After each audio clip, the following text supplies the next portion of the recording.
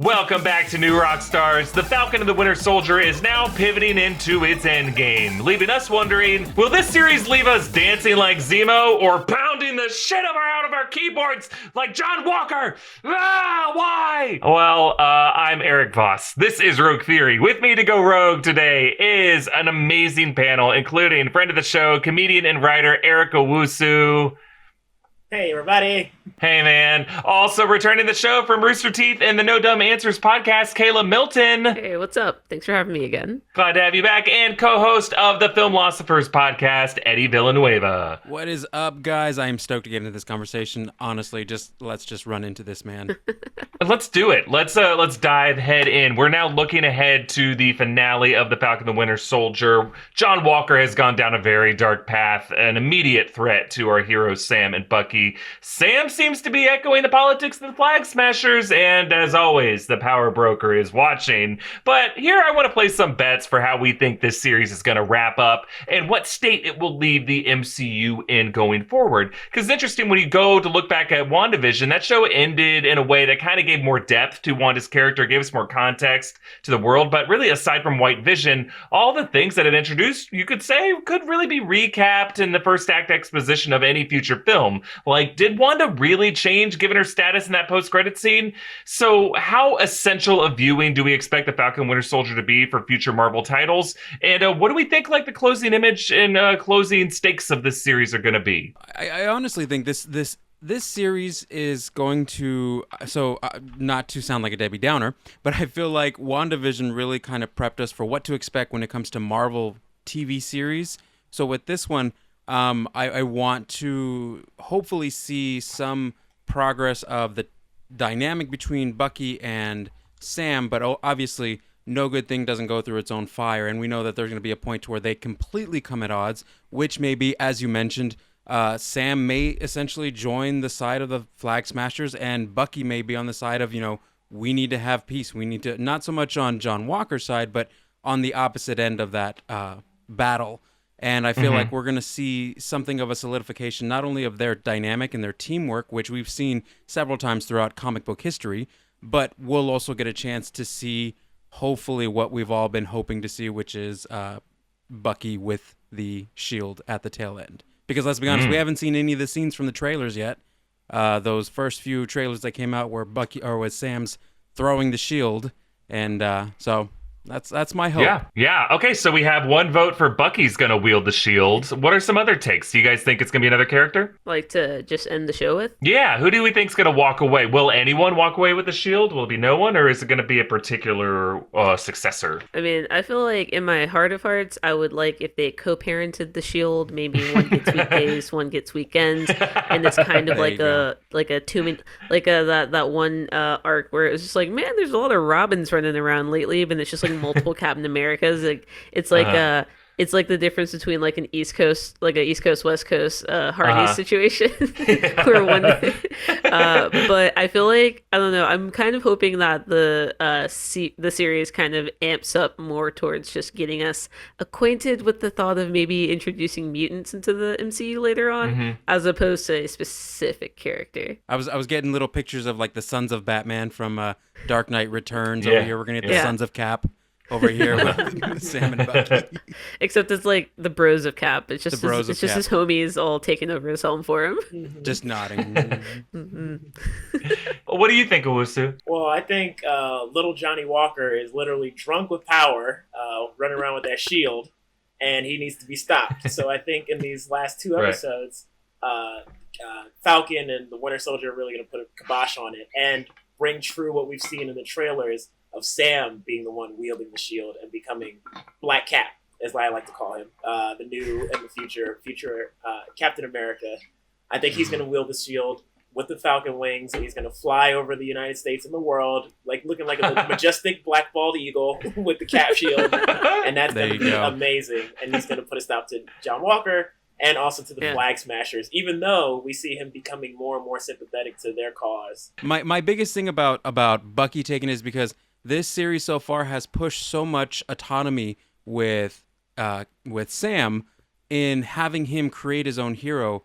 I don't know if it would be in some sense of kind of backpedaling for him to just take on a mantle that's already been established without him fully establishing himself as the unique hero. That's kind of why I, kind of went in the direction of Bucky, but I could also see Erik, Sam as well taking the mantle as well and taking on that shield. Yeah, that's what I'm kind of wondering, because the way WandaVision ended, I think Feige in the back of his mind is like, well, we love these shows. We want everyone to watch these shows, but realistically, not everyone's going to watch these shows. Some people are just going to they're going to skip the show and go movie to movie. Yeah. And I wonder if he's like, okay, well, the end goal is Sam is going to have that shield at the end because that's who Cap handed it to. But like the journey of these 6 episodes is Sam, trying to shake off that imposter syndrome or that feeling of like, it's not mine, it's Steve's. And then it takes someone like John Walker carrying it to help Sam realize that he truly is the worthy successor of it. Yeah.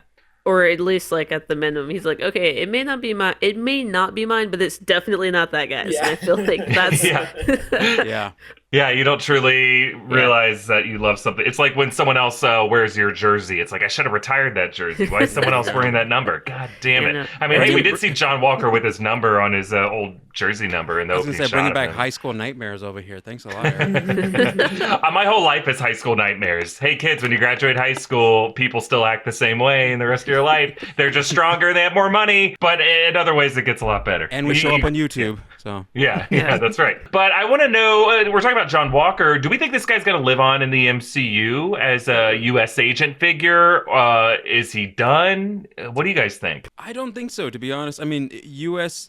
agent and U.S. Patriot really holds it's not a very strong presence in the comic book, in the Marvel comic universe. However, it still has a lot more to trudge through. There's a lot more John Walker as you go through the comics, a little bit more of him coming back from this particular situation, which if they delve into, I mean, that would be a unique thing to see him come back later down the road as, U.S. Patriot, who's already been kind of rehabilitated in similar fashion like Bucky, to a sense where he has a little bit more control of himself. Albeit right now, Wyatt, I'm sorry, what is his name? The guy Wyatt Russell is doing an amazing job of making somebody who everybody can absolutely hate. And I give kudos to that actor. Great job. I think, though, that his work as this role is not going to go unnoticed, and I feel like he's going to make a comeback. Yeah, anyone else have thoughts on John Walker? Like, other than he looks like a character drawn by, who's the guy that makes the barrel-chested characters? Rob Liefeld? Yeah, he just looks fully Rob Liefelded out.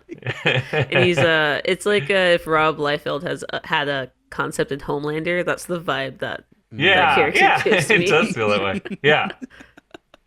I agree. Okay, so John Walker seems to be on one path. Zemo seems on his own path. I never really know where that guy is at. Owusu, do you think that Zemo might have a future in the MCU after this? Is he going back to jail? Is he going to be a free man wreaking havoc in other ways? I think he's going to stay out of jail, especially since the Dora Milaje are after his tail. They're hunting him, and he's in the sewers or in back walls or something, and wherever they're at. And I think he's going to continue to be out and about because everything he's doing is to his own ends, even though we don't know all the things that he's doing or what it's all leading up to. We just know that he's out for himself, and Bucky getting him out of jail couldn't have been more advantageous to Baron Zemo. So I think he's going to continue to be out and about wreaking havoc in the MCU. He might have some sort of ties to other Eastern European countries. He might have a tie to Budapest. We don't know. We might see a crossover with him appearing or popping up in the Black Widow film or some lore with that. But yeah, Baron Zemo's definitely going to keep being out here running amok. The man's a freaking Baron. I mean, he's got, who would have thunk? He's got all this money showing up in like badass apartments over here in this part, and he's got a private jet over here. Yeah. Like, man, let me be his friend. He's the only... Exactly. Yeah, he's the only Marvel villain outside of Tony Stark that could show up in Gucci. And yes, I do consider Tony Stark a villain.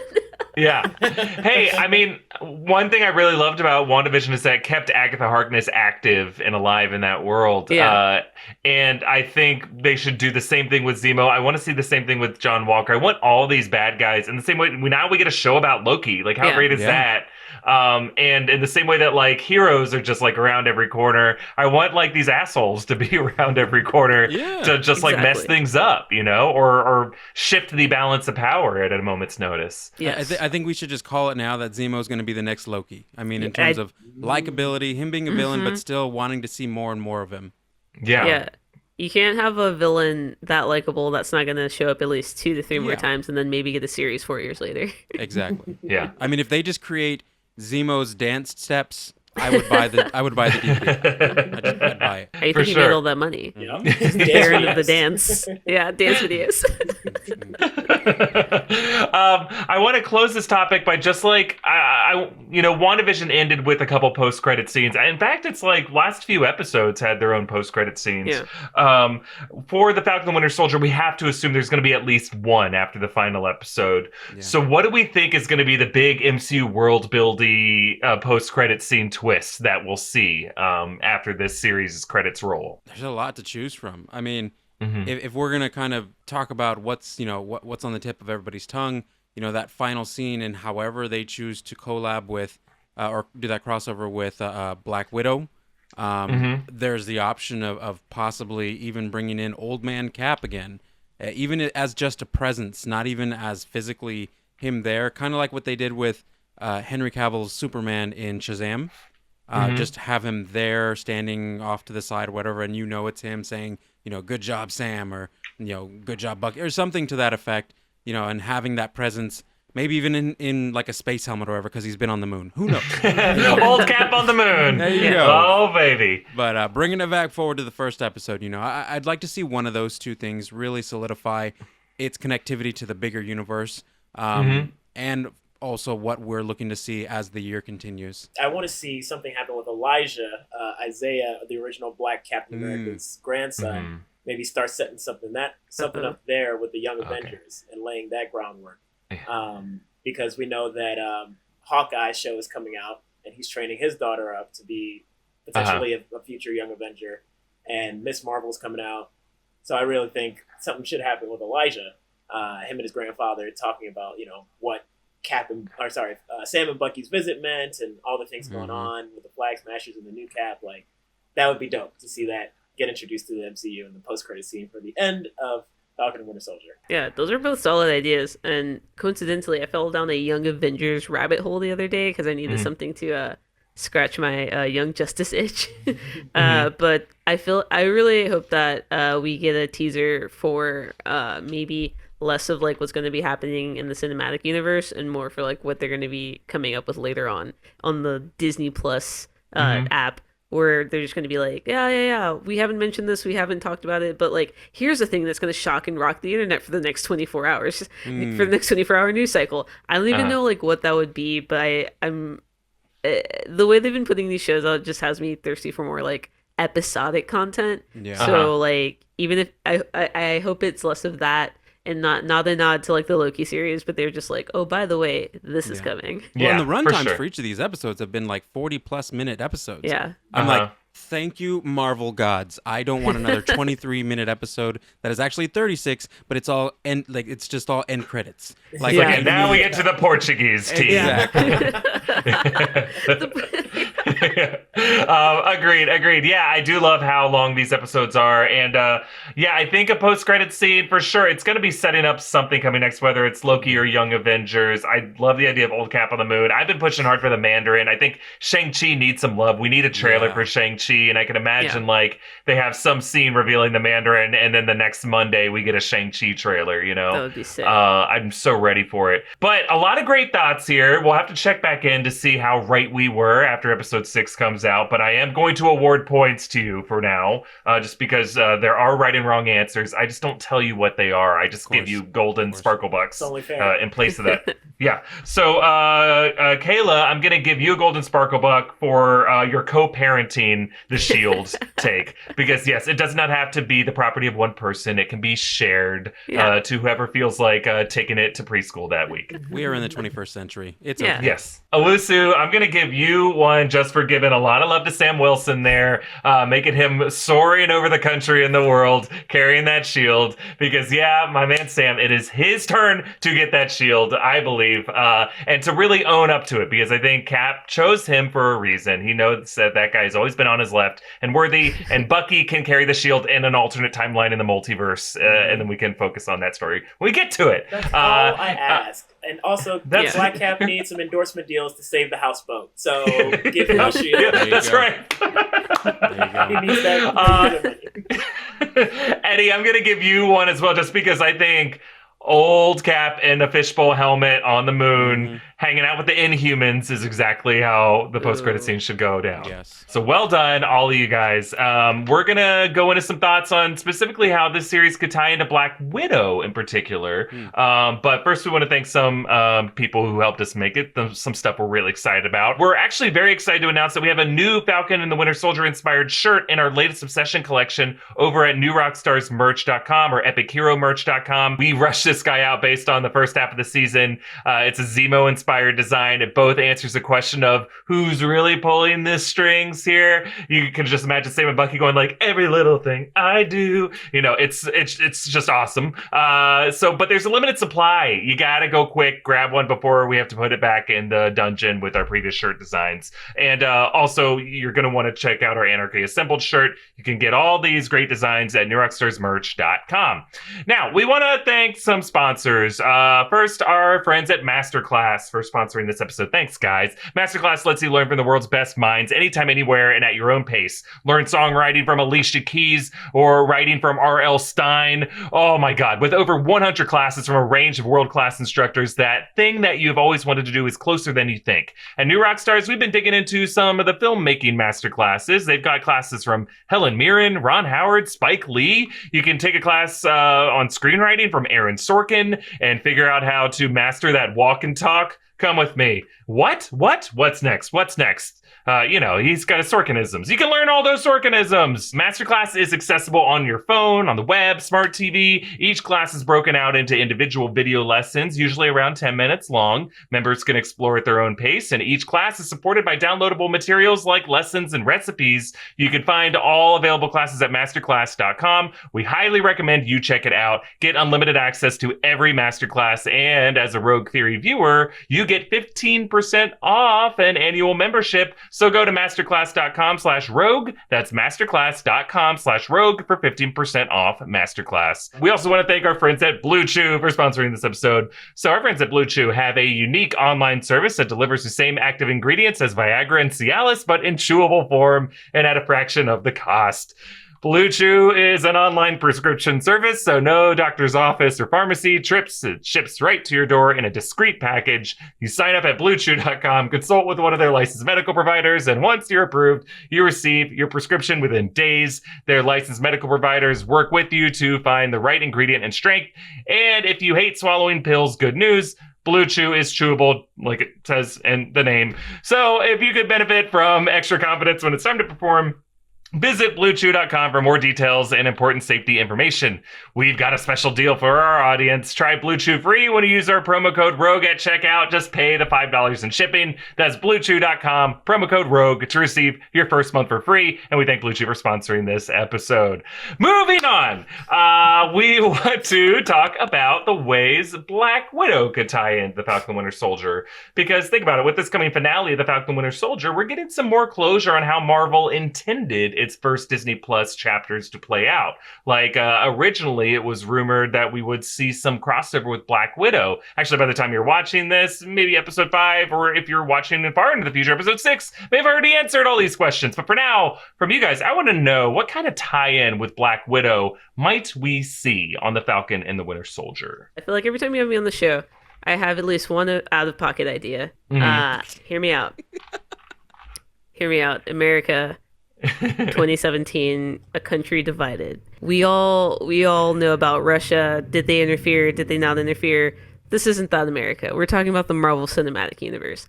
What I'm saying is that maybe whatever that secret team of badass women that that Black Widow Natasha was or is a part of, they secretly planted the seeds that led to the creation of the Flag Smashers. Whoa. Wow. That's a cool idea. I love that. Because it was a few years ago, right? It was before the I think snap it was happened. before the snap. So it's completely possible. She wasn't snapped yet, and we don't know what she was. We don't know what she was doing between movies. We don't know what she did before she showed up. This could have been a long con. I've also been listening to a lot of this podcast about this woman, this Russian woman who they were like, no, she was literally like a student, a grad student. They were like, no, she's a secret Russian agent. She was like, I am Russian. I am a student. Please leave me alone. Oh no! And that just got me thinking. All these Russian women, old classic spy novel style infiltration into the intricate workings of our government. Maybe that's why Natasha showed up in the first place. Maybe that's what she was supposed to be doing. Got caught up in being a hero, and now Flag Smashers. Nice. I love that idea. I especially like the idea if there's a tie with the serum, because we know everyone kind of had their own version of the serum that they were trying to make. Zemo was hunting them down, implying that there was a lot of them out there. We see these blue vials, but then in Black Widow promo footage, she's carrying these red fluid vials. Mm-hmm. I wonder if that's a kind of Black Widow agent serum that doesn't give them super strength per se, but just makes them more rugged, more fit. More badass. Able to be thrown by alien invaders and not have their bodies just absolutely be disintegrated. Yeah. Right. Exactly. I'm sorry, just to that point, Hawkeye and they're just humans. They don't have allegedly super soldier serum. They don't have an entire billion-dollar robot around their bodies. How are they handling all these tussles and tumbles? They're just very brave. Yeah. And that's it. Something happened in Budapest. Hey, could Budapest be the thing? I mean, we're already in Eastern Europe. Well, Prague, I don't know. I've said Prague is Eastern Europe, and some people from Eastern Europe are like, Prague is not Eastern Europe. We are Central Europe. And I was like, oh, I'm sorry. Okay. Yeah, sorry. But everything east of Prague, I guess, is Eastern Europe. But Prague isn't that far from Budapest. It's an hour train ride, I think. Yeah. Prague is the Mississippi River of Eastern Europe. Yeah. It's what splits the connects continent. Yes. I feel like the big connecting point, the thing that we're going to see is ultimately the person who is behind, because I feel like, there's going to be a little bit of them kind of preempting something that maybe wouldn't have been seen until you've seen the film of Black Widow. But I feel like the power broker is going to be that bridge between two. Because we know in the trailers that there's somebody behind Taskmaster, and we know that there's probably a bigger force of evil behind that. So I'm thinking possibly that transition from somebody who's starting there to where they are now with Sam and Bucky and John Walker and all them. I feel like the power broker is going to be that one, and I feel like we're going to get some sense of an emergence of. Honestly, I feel like we're going to see Hydra come back. To be honest. So I feel like that's where that guy's coming back in. Always looking for a way to get that gun in there, ain't you? But that's where I think it's going to come down to. The power broker is going to kind of reusher in a new season or a new age of Hydra, if you will. Yeah, I think we're going to get more breadcrumbs of the introduction of mutants at the end of Cap and in Black Widow and in that interim period. I think I was about to call it the Scarlet Witch. In WandaVision, there was that kind of origin scene where they put her in the room, they put the Scarlet Witch in the room, and then they used the magic or the energy from the, I guess, Tesseract, and it brought out this power, and then we saw the kind of silhouette of the Scarlet Witch. Oh, you mean from the Mind Stone and the Scepter, not the Tesseract, right? Oh, yes. Just saving you from those comments who are like, Prague. Yeah. Thank you for that. I appreciate you. Saved my Twitter life. But even that was a little bit is she human? Is it all Infinity Stone power? What is it? Is she the Scarlet Witch that Agatha Harkness mentioned or told her that she was? Or is she something different? So I think that happened there, and then we find out more about the super soldiers and the serums and how everyone's creating their different super soldier serums here in the Falcon and Winter Soldier. And then we're going to get some more origin story about Black Widow. So I think each of these things is kind of laying out how different superpowered humans and beings are coming about. And we're just going to get more and more breadcrumbs leading us to the big mutant reveal, maybe in Scarlet Witch, or maybe in Shang-Chi, or maybe in even Hawkeye or something like that. Yeah, I think so. I think that's also very possible, especially if it's just in the form of breadcrumbs so far, right? Because I don't think they're going to bring in Wolverine so soon, obviously. Yeah. But, like, I think in terms of a cameo, a lot of people are saying, well, Black Widow needed to come out before Falcon Winter Soldier because there's going to be some cameo of an actor in that. But obviously Disney's like, no, it didn't. We're doing it. It's okay. But, like, just because the character appears in it, Falcon Winter Soldier takes place 6 years after anyway, or maybe even 7 years. So, like, it could just be a character who appears in it, whether it's Taskmaster or Thaddeus Ross or someone like that. And we know Ross is going to be in Black Widow. If Ross is the power broker, that's been a big theory that Ross could be the power broker of the show. That could be one way they do it for sure. It's a lot of people are wondering, well, Stephen Strange is going to show up in WandaVision and he didn't. And it's like, well, yeah, Benedict Cumberbatch. It's like, he's not a cheap person to bring into, like, it's expensive to get Benedict Cumberbatch on set, and you only have so much budget for these shows. So, but if we're talking about the actors, I mean, David Harbour seems like he might be willing to do a favor, you know? Who knows? I could imagine Red Guardian appearing. I'm very excited to see who, though. Okay, so for the theories here, for the points, Eddie, I'm going to give you 1 point for saying that the power broker is going to be the link, because that seems pretty accurate. Whatever the power broker is, I think will link to the other MCU movies. Yeah. Not sure if it's Hydra, though, just because I think we're done with Hydra, right? Or, I don't know. I could be wrong. Or are we? Yeah, are we truly done with... Yeah, I feel like Hydra is always looming. That's true. They're always there. I'm still not convinced that every single operation we've seen in every single Marvel thing isn't secretly Hydra, and they're just gonna cap us one day. They're waiting their time. Yeah, they're just waiting. Do a secret empire one of these days. Watch. Yeah. Well, we're going to move on to Rogue questions, and we're doing something a bit different because this week, the 4th movie in the Hotel Transylvania franchise was announced. 4 of those movies, guys, which got us thinking about franchises that have quietly amassed a ton of film installments, despite people like us maybe not watching all of them. Like, a lot of us know that there were 23 MCU movies, or maybe 10 Wizarding World movies, like 8 Harry Potters, plus 2 of the Fantastic Prequels, Beasts series. Yeah. But can you do this? Can you guess how many movies there have been in the following franchises? We're going to do a little quiz. I'm going to say the name of the franchise. You tell me how many movies have been in that franchise. Are you ready? Let's go. Sure. Giddy up. Yeah, I'm ready. All right. Ice Age. 4. I'm gonna say 5. I'm gonna say 3. Kayla gets a point. 5 Ice Age films. Wow. Not including the Scrat short films, but is anyone counting the Scrat short films? I didn't even know there were scratch. All right. Next category. Despicable Me / Minions verse. 6. 4. I'm gonna say 5.